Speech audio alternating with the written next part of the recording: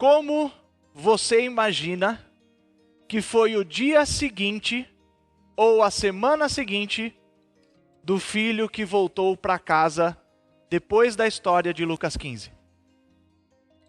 Como é que você imagina que foi? Chegou em casa, teve a festa e tudo mais. Como você acha que foi a atitude dele no dia seguinte? Me diz aí. Você acha que ele acordou? Que hora você acha que ele acordou?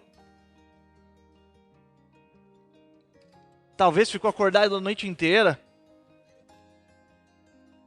E no dia seguinte? Que horas ele acordou? Hã? Trabalhou? Por quê? Porque ele aprendeu que deveria trabalhar. Interessante. Foi ver se o pai estava lá, legal. Vamos pensar no almoço. Na hora do almoço, serviu o almoço. Não sei se foi um frango, não sei o que é. Né? Não sei, vocês comiam frango naquela época, né? Churrasco. Quem? Você acha que o filho foi o primeiro a se servir? Não? Por quê? Hã? Por quê? Porque esperando o pai. Por quê? Porque ele recebeu tanto.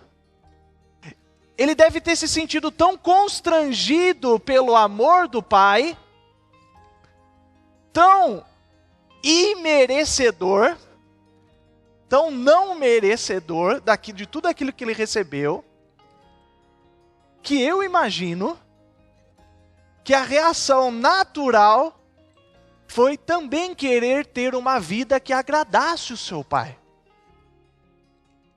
Para quem não sabe, a gente está falando de Lucas 15, daquela história de um pai que tinha 2 filhos, e o filho mais novo pede a herança do pai e fala, me dá a minha parte dos meus bens. Vai lá e gasta tudo com meretrizes, com prostitutas, com uma vida completamente errada, passa fome, tenta comer a comida dos porcos, ninguém dá nada, ele se arrepende, volta para casa e é recebido com um abraço, beijo e festa. É disso que nós estamos falando.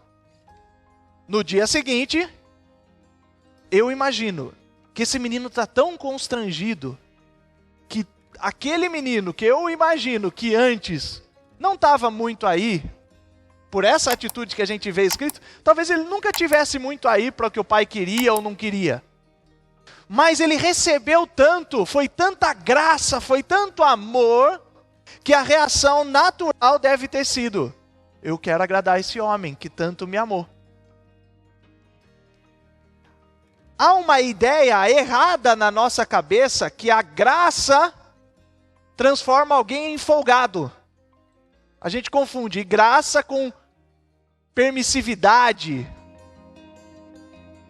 Mas Deus, Ele é tão perfeito, o amor de Deus é tão perfeito, que lá em Tito 2, diz que a graça educa.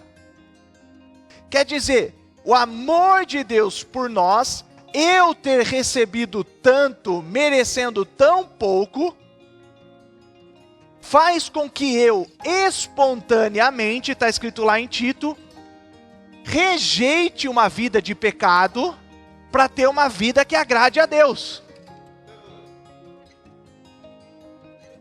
Então hoje, a mensagem de hoje fala sobre as qualificações dos presbíteros, dos diáconos, que está lá em 1 Timóteo 3:1. 1 Timóteo do 1 ao 13, se eu não me engano. Mas a pergunta que eu quero dizer para os irmãos é, quem quer agradar a Deus? Quem também se sente nessa situação de que eu recebi tanto que eu quero ter uma vida que agrade a Deus? Então o que nós vamos ver hoje não é simplesmente os requisitos para avançar na carreira. O prisma que eu queria trazer hoje para os irmãos é, Deus se agrada de determinado tipo de pessoas. E a pergunta é, quem quer agradar a Deus? Não é retórico não. Quem quer agradar a Deus? Porque só faz sentido a gente tentar entender aquilo que Deus gosta, se eu me importo com o que Deus gosta, certo? Eu me importo com o que Deus gosta? De verdade?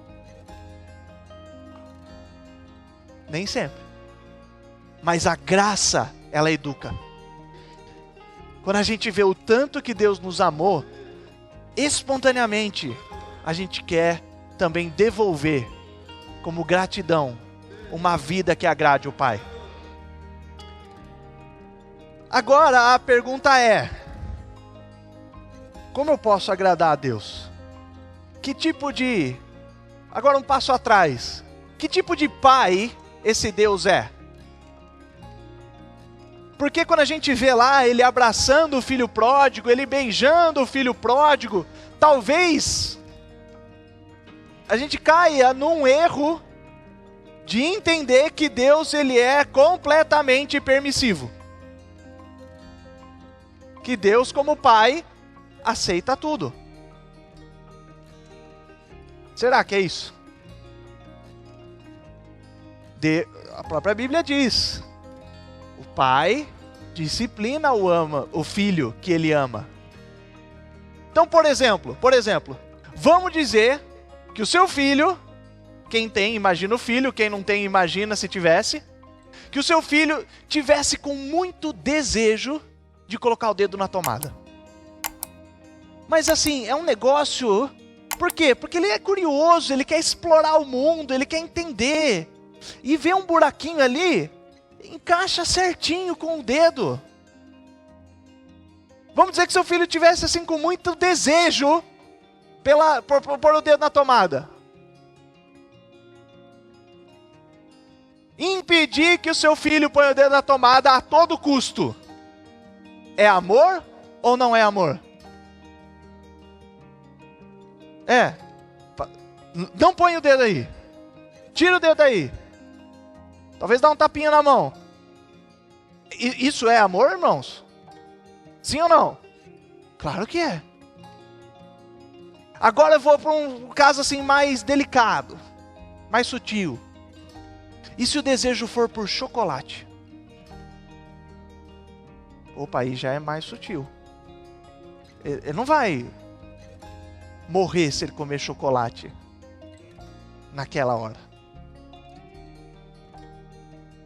Mas talvez você que vai ter que dar o equilíbrio, porque ele não tem essa noção.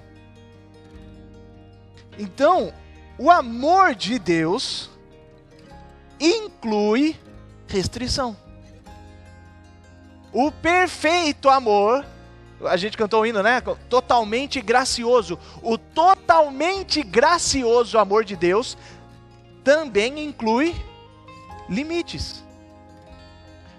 Mas por que esses limites? Porque esses limites nos livram daquilo que nos faz mal. A gente não foi feito para ser assim. Então, se nós queremos agradar a Deus, a gente precisa entender que Deus também deixa claro quais são os princípios. E uma vez eu ouvi alguém dizer, eu não lembro quem. Quando eu lembro eu gosto de dar o nome, mas esse eu não lembro. Ele disse assim: quando você quebra um princípio, esse princípio vai quebrar você.